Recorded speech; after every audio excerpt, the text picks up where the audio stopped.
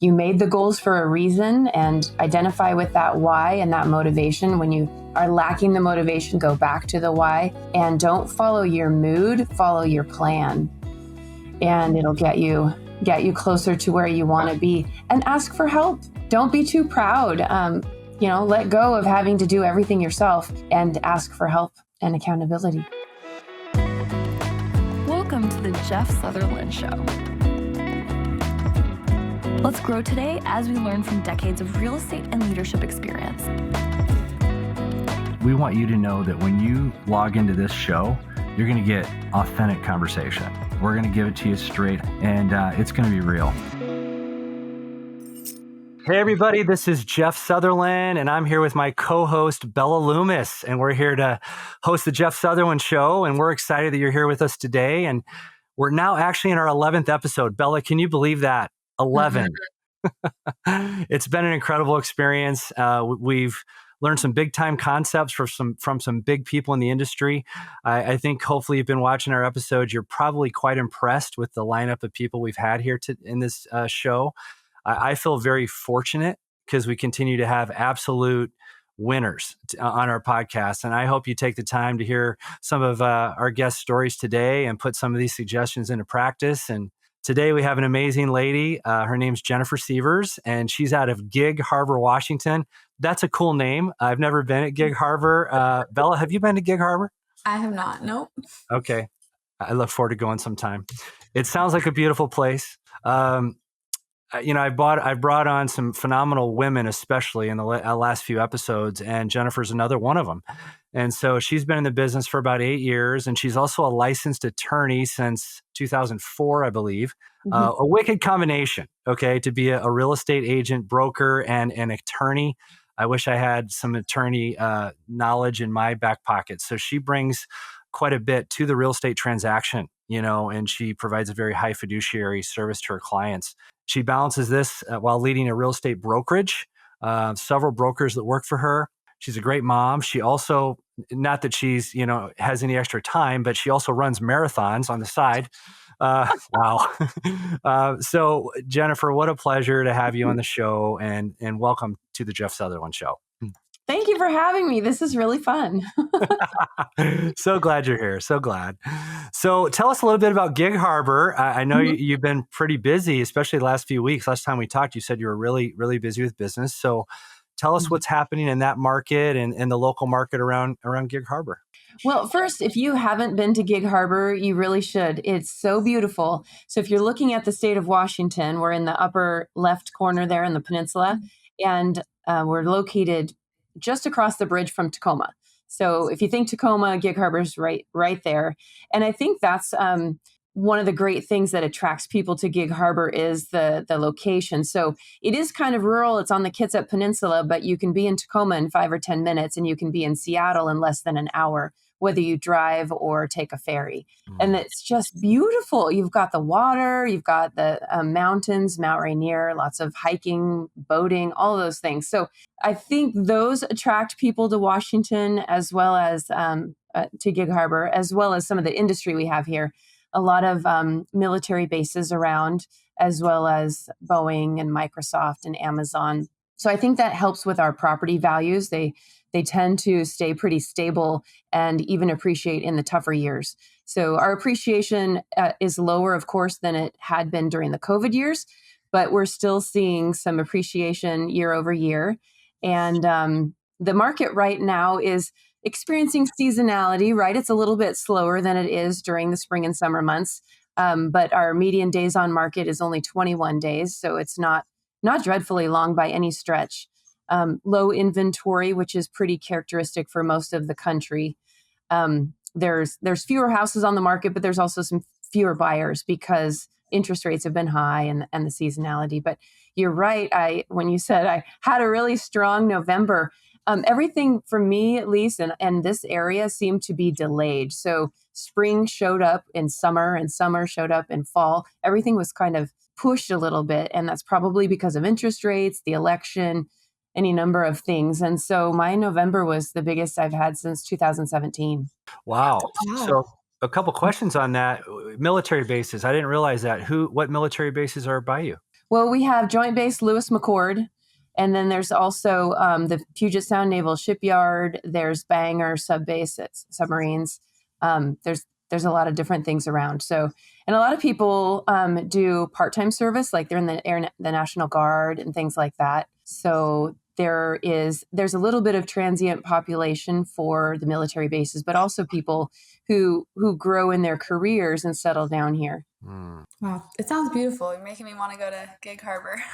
It is absolutely stunning. And, it gets a bad rap, this area near Seattle, for rain, but really, it doesn't rain as much as they say. That maybe the more problematic is kind of the drizzle and gray, but gosh, the summer and the spring and even days like today where it's clear and sunny, it's worth it. I bet. So after the quick bio from Jeff, it's pretty evident that you're a very hard worker. Can you take us through just the evolution of your professional story? How did you get to where you are today? I'm sure there's mountaintops and valleys along the way, highs, lows. Take us through. Well, yeah, I've had what people might consider 3 different careers, if you will. And I mean, not a full career, but I started out of college. I was a police officer. Wow. I was, state police in Idaho. I was a trooper. And I did that for a few years and realized that wasn't really my calling. I enjoyed the law and order, but I really wanted to be not on the street, but in the courtroom. So I went to law school at the University of Washington, and then I was a deputy prosecuting attorney for almost 12 years. And I did enjoy that. That was definitely more in my sweet spot. And, as we evolve, we also realize our strengths and things that aren't in our comfort zone. And, I enjoyed a lot of things about practicing law, but I began to realize as I got older that I'm not super confrontational. So I love to advocate for people, negotiate for people, dig into the research and the contracts, but I didn't love the adversarial, confrontational being in trial all the time. And so it kind of seemed like a really great transition to go into real estate and apply the same skill set there. And so on my 40th birthday, I actually left the prosecutor's office and a nice salaried government job to be self-employed. And here we go. Sievers Real Estate was born. So that was in 2016. And wow. I think my mom thought I was crazy. Maybe I was. It was certainly scary. And there were things I did not realize. Like I didn't realize that you have to hustle and lead generate to find business. I don't know why. I just assumed clients would come through the office door and then take it away. But it was a hustle, right? And it still can be for sure. But I always, when I'm talking with new agents or people that are considering real estate, I always like to talk about the fact that you need to drum up your own business, and it's also a business, and you have to treat it like a business. You're going to be responsible for keeping your books and paying your taxes and managing all the things until you can afford to leverage or outsource. And so, yeah, a journey. Yes, it's been a journey, and I love it. So I was with a brokerage and then went independent in 2020. Wow. So from a state trooper to a prosecutor to a realtor. Yes. That's amazing. It's funny, when I negotiate against attorneys down here in Phoenix, I'm always amazed at the tightness of their contracts, because in Arizona, Jennifer, we get the ability to act as if we were an attorney within the confines of the real estate contract, right? We're given that power through the Arizona Constitution, which is kind of cool. A lot of people don't realize that in Arizona, we have that ability to write contracts for real estate. And whenever I negotiate against attorneys, their additional terms and conditions are amazing. They're amazing. And I'm like, wow. So it's, I'm sure you have that as one of your, superpowers, I would imagine, is writing contracts. Well, yes. In Washington, they consider real estate brokers or agents limited practice. We are doing the limited practice of law.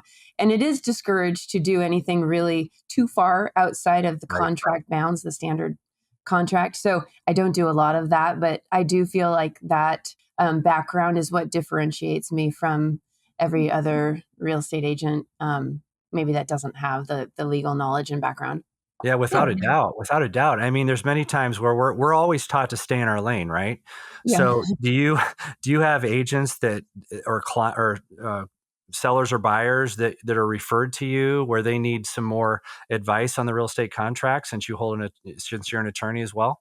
Yes, and I can I can give them information, but I'm not practicing right now. Practicing meaning I don't have malpractice insurance, and so I really do want to stay in my lane as well.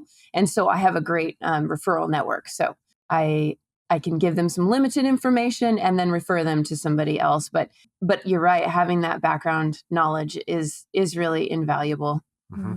Wow. So you mentioned you've grown an independent brokerage from the ground up. In what year was that? 2020? 2020. Yeah. Awesome. So Whoa. yeah. So if you were to do that, this year, today, what would you do the same? What would you do differently?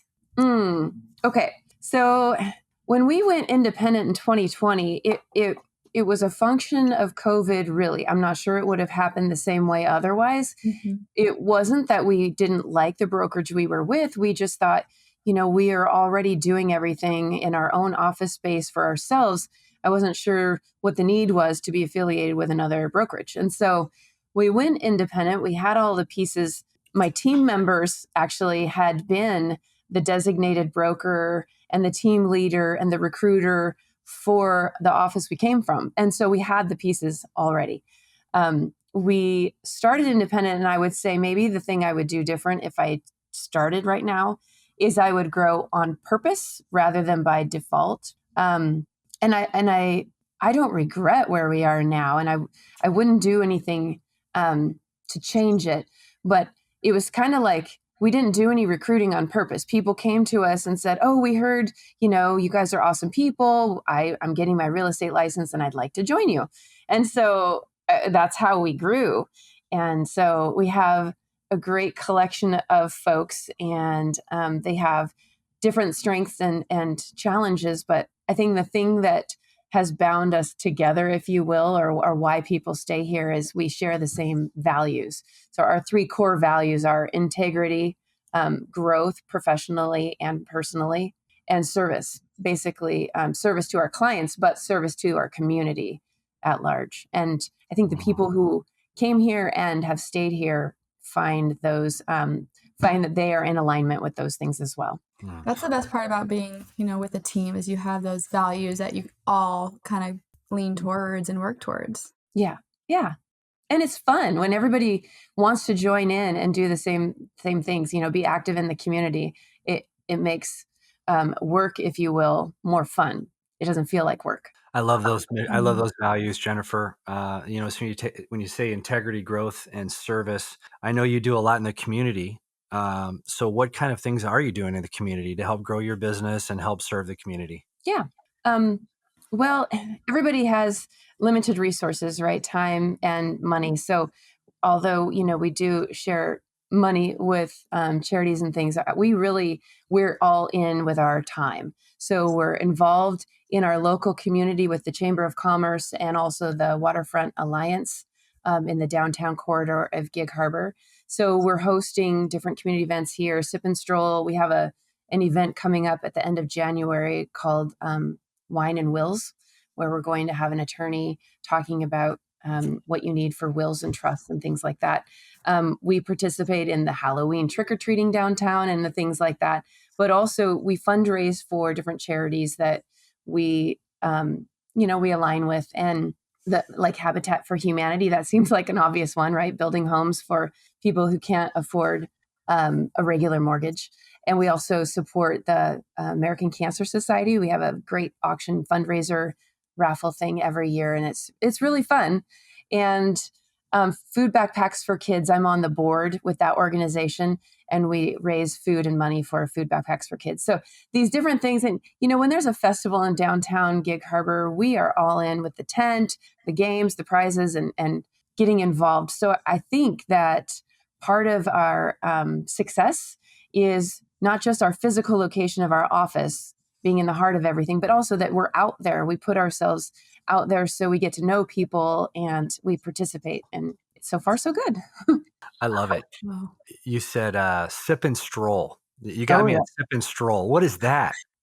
Well, I realized I gave you two alcohol events, Sip and Stroll and Wine and Wells. Maybe that's a coincidence, maybe not. Um, Sip and Stroll is something that our community does twice a year, where we have a lot of local businesses who sell wine or are wineries in the area. They provide sips, if you will. So people will pay a little bit and get a cup and tickets, and they'll go from store to storefront and they'll have wine. So we have someone here who pours one of the local wines, and we usually have some activity going on in the office that they can participate in, like music or something like that. So it's fun. I got to talk to my wife. Maybe that's a reason to go up there and go to the sip and Yes. stroll. Yes. It's That's very fun. that's next level stuff. I love it. This is great. This is great. So if I were to ask one of your brokers, because in Washington, everybody's a broker, right? Down here in Yes. Phoenix. Okay. So you have brokers that work for you. And if I were to say, hey, what's different about working on the Sievers real estate team, what would they say? And also what's the unique value proposition you guys bring to your clients? What's different about your company? I would like to say, I hope that they feel like part of our family. This is really like a work family. We get to know them and who they are, who their kids are when we have barbecues or Christmas parties or any other event. Families are always included. And I think that it feels more like a team than a brokerage, if that makes any sense.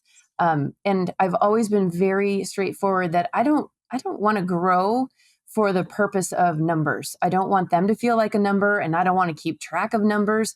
I just want the right people who enjoy the same core values and culture and want to be a part of our family. So hopefully that's what they would say. I think that's amazing. I've actually grown some pretty large companies. I had a company in Chandler. I grew it to 250 agents at its height. And I learned a lot about myself, things that I would have done differently in the past and such. And I guess my question to you would be is, what have you learned about yourself? I mean, would you have done anything differently? Any key leadership things that you're like, wow, this is taking me to another level? Ooh, good question. And I'm sure there's a lot of things. I would say one of the biggest things I've learned in this last year, especially, but over the course of leading a brokerage, is it's so important to be in touch with what people need.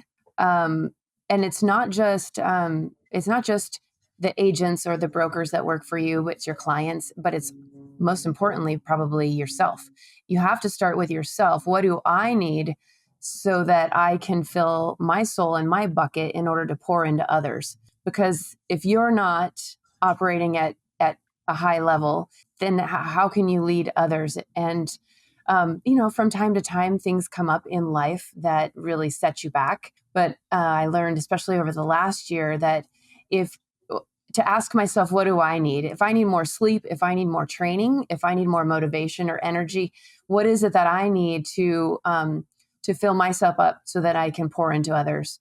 And that translates to our brokers as well and our employees. The people that work here, I don't know if they like this or not. I think they do, but we take a lot of time doing different personality assessments. And so everyone here has done a DISC assessment. They've done the Enneagram. They do strength finders. I mean, not all at once, of course, but each event we do and when they join, we have different personality assessments that we like to do in order for them to know themselves better and their zone where they're going to operate best, but also so that we know. And my favorite, this might be maybe our secret weapon. I share this with a lot of other business owners. We do a test on the love languages for the workplace. You've heard of the 5 love languages, right? Oh, yes. Okay. So there is a version of that you can apply for the workplace. I think it eliminates the touch one because that's inappropriate. But it's really interesting if you have the people that work with you take that quiz, if you will, and find out how do they like to be appreciated, because then you can motivate and thank and appreciate them in the language that they they appreciate best, or they like best. And so I have a great example of it. My right hand person is Michelle, and she's been with me for over 6 years now. Um, my love language is acts of service. So I really appreciate it when Michelle or someone else can say, "Here, let me handle that for you. Can I take that off your plate?" Oh, I love that. But I was doing that to Michelle, saying, "Here, let me do that for you," thinking that it was a blessing to her. And instead, the way that she internalized that is, I think she can't do her job, or I think she's not getting it done right or fast enough, because her language is words of affirmation. And so I was not appreciating her in a way that that she enjoyed. And once we realized that, and I realized, instead of loving on her, I was stepping on her toes and her heart. It really changed the way that we operate. And so we do have everyone that works with us do that love languages quiz, so that we know how they like to be appreciated. Do they like acts of service? Do they like quality time? Do they like words of affirmation? And for some people, it's gifts. And others, you could give them gifts and money, and it really doesn't mean anything if you're not telling them how much you appreciate them. So, sorry, it was a bit of a tangent, but in that's what I like to do for the agents, so that they know how much we appreciate them. And then, yeah, of course, you're always asking, what can I do for clients? How can I help them get them what they need? So I guess in my leadership going forward, I will be focusing on, or try to remember to always think, what do they need from me and how can I help them? One of the things I love about this podcast is I learned something just about every time, something really cool. Like, I have never used the love languages for work in the workplace. I've never used that as a mechanism to help me understand people at a deeper level. I've used the disc very, very deeply, right? And I run a disc for a lot of people, my employees, the agents that I work with.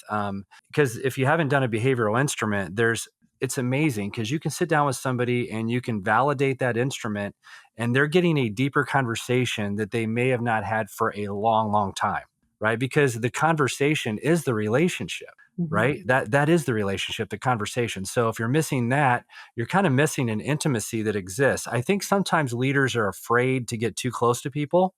I think that's a big miss. I think that you can become great friends with your employees and the people that work with you and still hold them accountable. I think it's very doable as you pour equity and trust into that relationship. But so I'm getting something big out of this, Jennifer. I'm very appreciative. The love languages, I'm going to start doing that. The other thing you talked about was self-leadership. That's huge. Law of the lid stuff. John Maxwell talks about the law of the lid, right? Your organization can't grow any faster than your rate of growth. And so I've always taught people, it's actually liberating when you're a leader and you finally take accountability for everything, because you can't blame anybody else. If you know that you can change it, you have the ability to change things by leading yourself better. But I see so many victims that point fingers and blame everyone else for the problems that they have. If my organization's not succeeding at a high level, I put it all on myself, to be honest with you. And I have to go, okay, I have to take a step back and go, what do I need to do differently? Well, what do you think about that as far as like accountability as a leader, in terms of what I just said? Well, I agree with you. And sometimes it is hard to see it, hard to have a mirror.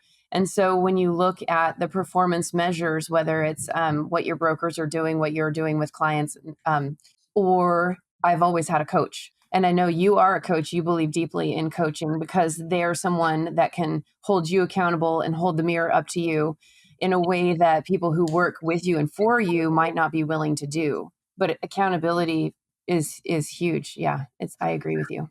I mean, the last thing I'll say about coaching is, if you're in this business or any sales business or any business at all, I would say you need to seriously consider getting a coach, because if you're going out through life without a coach, it's very lonely. And I think there's a lot of reasons why people don't get coaches. Sometimes it's their own ego. They think of it as an expense. I don't. I think of it as an investment on my P&L. I can't do without it. and because of the coaches I've had, it's catapulted my success. I can't imagine not having a coach, and especially in our business. I mean, how do you feel about that, Jennifer? I agree. I remember when I first started in 2016, it might have been the first month or the second month, my husband's like, "Oh, we're getting a coach." I'm like, "Well, we don't even have business yet. What do you mean we're getting a coach?" And, but he was a firm believer, and I owe where I am today to starting coaching from the very beginning of this career. Yeah. Absolutely, 100%. I think your inner circle is pivotal in success, right? I mean, I've got a spiritual coach. He happens to be my pastor. I have a physical coach, the guy at the gym that helps me. Hmm. In every facet of your life that you want to improve, a business coach, a mental coach. I've got several coaches, and these people, I give them permission to speak truth to me. And that's hard sometimes, especially at the beginning, to hear truth. And sometimes you need somebody to be like kind of outside of your world a little bit that can speak objectively to you. But that's, I think, where the real growth happens, right? Because there's never any growth in comfort, only discomfort. Yes, yes, and most people don't want that. It's not like you get up every day, I want to be uncomfortable today. 100%. Yeah. Well, you talked about also, filling your own cup up, taking care of yourself in order to lead others. Are there any like daily habits that you have just to keep the consistency of running a business every day? Um, so I realized that my household gets off to a better start if I'm not stressed out in the morning. And I'm talking about getting my kids on the bus, getting them successfully launched for a good day. And there was many years where I was running around like a chicken with my head cut off while I was trying to get them ready and out the door. And you end up getting frustrated with each other and you're not getting a good start. And so that's one thing that I changed. In fact, just this last year, where I set up my schedule so that I don't have any obligations during the time I'm trying to get them up and out the door. And then one of the only times that I get to read when it's quiet and I'm not going to fall asleep is right after they leave. So right after they leave, I have some self-care time where I do some reading. And that's usually also in the self-care time is where I like to go to the gym, but I'm in transition because my gym closed, but it was kickboxing. If you've ever done kickboxing, it's amazing. Sometimes you just want to punch something. It's really good for that.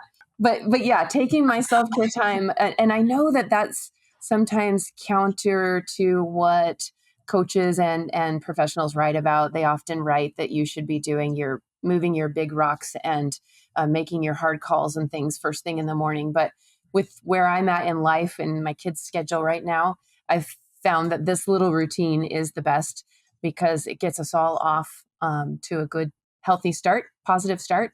And then I get my self-time in. So even if the rest of the day goes crazy because the evening is full of kids' sports and things, at least I've done some of the self-care that I need to function optimally. Yeah. That's good stuff. Yeah, I love it. Thanks. So you talked about kicking things, and that gives you a lot of joy. I can relate. I did karate for 7 years, so I'm a black belt in Kung Fu. Yeah, and it was very liberating to me, and so I can totally understand. You get a lot of stress out in the gym, and it's awesome. So, what else besides that gives you joy? Anything else giving you joy in your life right now? Oh gosh, I've really made an effort to find joy in the little everyday things and practice gratitude. So, and the everyday things, I mean, like I enjoy my kids' sports, watching them play more than ever before. I've come to the realization that we're on the latter end of things, and I won't have the opportunity to watch them for very much longer. Plus, they're way better now that they're middle school and high school. It's more fun to watch. But being there for them and having the conversations about girlfriends and school and what's going on with their peers is super valuable and brings me a lot of joy, even the difficult conversations. And I'm also spending a lot of time with family and friends. I do a lot in, like I mentioned, the outdoorsy stuff like hiking, and I took up kayaking this summer. So I got the boys and I some kayaks, and we go out on the Puget Sound and tool around. It's really fun. So it's not that I need to go to Italy to have this brilliant vacation, although I would love to.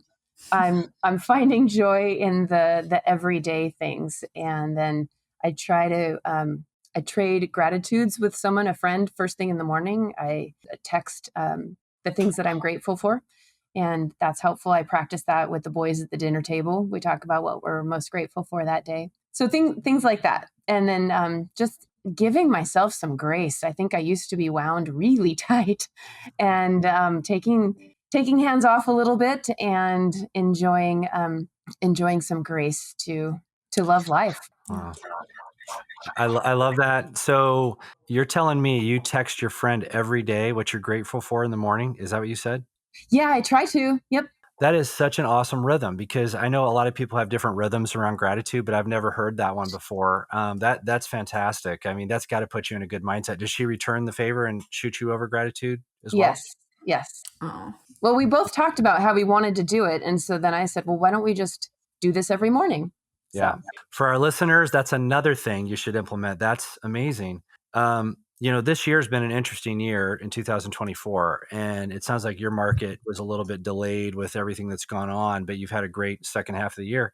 What are you taking into next year, Jennifer? How are you getting ready? How are you going to be mobilizing your team to get ready for 25? Anything that you're doing as far as focus areas? Just kind of let us know. Let's get into the mind of you for a minute on how you're getting ready for next year. Well, we already had our goal setting retreat, and we've created business plans, and it was really fun because I like to incorporate some of the personality, motivation, and things like that, and then also the what are your plans for next year. One of the big takeaways, and when we were talking about it as a group, is we realized we lost touch with last year's goals. Once you feel like you're off your game, you're never going to achieve the goals. It's easy to just not look at them, and then you just kind of like meander like a rudderless ship. So I think one of the big things that we plan to do for 2025 is the first Monday of every month, we're going to be in touch with those goals. Even if we hadn't looked at them for the previous 3.5 weeks, we're going to pull them out. We're going to set what we need to do for the following month and the following weeks, and stay on track so that when we get to the end of 2025, hopefully we have tracked a little bit better than we did in 2024. Yeah, goal setting. It's kind of funny you mentioned that. My first career was at Intel, and I was in the manufacturing plant for a lot in one of those clean room suits. And we actually had 3 meetings for every 12-hour shift to go over goals and throughput for every machine in the factory. It was extraordinary. I mean, my first job, and I was like, wow, this is crazy. And it really kind of taught me that you really can't go over goals enough. And I think as entrepreneurs, one of the mistakes, and I know I've made this mistake as a leader, we just kind of lose track of it. We put it on the shelf, and then we wonder why we didn't hit the goal at the end of the year. And now I've set up my room around me. I have a lot of whiteboards around me with goals, missions, my big why. And I think we have to completely reinforce that all the time, right? It's got to be front and center right in front of us. And I think that's changed over the years. The other thing you said that really hit me was, I think this is maybe a condition of age. Might be a condition of, you almost fell off your chair. That's funny. I think this might be a condition of age, but I think you learn to be a lot more present with people where you're at, and just thankful for what you have, because things can change so much, so quickly, and I'm 55. So I'm in the third quarter of my life, possibly the fourth quarter, because, being in your 50s, you see a lot of people dropping around you, and it's kind of sad, and a lot of these people, some of them, they seem to be in good shape, so it kind of blows your mind. So I guess what I'm saying is just taking a minute to be present and looking for the opportunity to have authentic conversations with people. Mm-hmm. I agree. Although I don't think you're in the fourth quarter of your life. I hope so. Yeah. I want to be 120. Hopefully I can make it. Wow. No, that is a really great lesson, because life goes by fast and you just kind of get into the routine of just, staying busy. And it's great to just stop, take a moment, and just be where your feet are. I like to say, just be in the present moment, what's around you, kind of get in touch with your senses and just like be right there. So that's great advice. Yeah, there's one of my favorite books ever, Jennifer. It was called Fierce Conversations. It was written by Susan Scott, who is out of Seattle, and she operated a think tank And she said in her book, the missing conversation is the worst conversation. It's worse than the conversation gone bad. Sometimes it's better to have an all-out argument and fight with somebody than not have the conversation, because what you're afraid is going to happen is guaranteed to show up if you don't talk about it. So Wow. I would rather have the hard conversations with people. And that's another thing I've learned over the years, is that if you delay it or you don't talk about it at all, it's always going to get worse. So I would just rather talk about it out of love. And if you've put enough equity into the relationship and you care about them and they know you're coming from a place of love and grace, then that conversation makes you stronger. You come out of it stronger, because most people will not take the time to give you authentic feedback. They won't take the time to go, you know what, this is something I'd really love to help you with, and I'm willing to take a risk and have a conversation that might be uncomfortable. And you just don't see that very often anymore with leaders. Yes. I was recently introduced to the phrase clear is kind. And even though, there's a nice, tactful way to be clear, but beating around the bush and not really getting to the point, and that is more challenging and creates these long drawn out situations. Whereas if you can just be clear up front that it is kinder, and then the other person or yourself, you can make those corrections sooner. Yeah. So as we're coming down the home stretch, I guess my final questions would be is how does your faith play into your day-to-day practice, your spirit? And then as you go into 25, what would be some of your suggestions for agents to succeed next year? Oh gosh, that's a really big question. Well, first, it's easy for me to answer that my faith plays a huge part. Um, ha- just having to have faith and trust that there is a plan, and whatever is meant to be, God will make a way.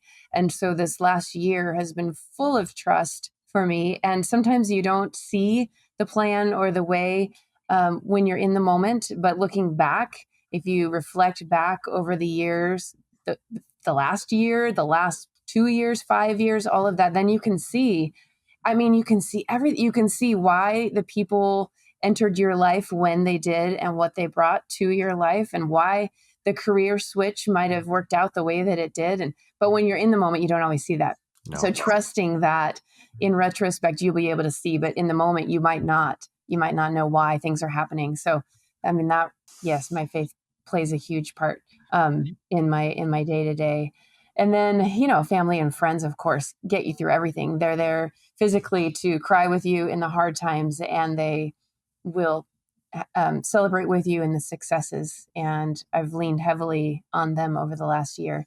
And my advice to the agents is kind of it's what we talked about a little earlier, to stay in touch with your goals. You made the goals for a reason, and identify with that why and that motivation. When you are lacking the motivation, go back to the why, and don't follow your mood, follow your plan, and it'll get you closer to where you want to be. And ask for help.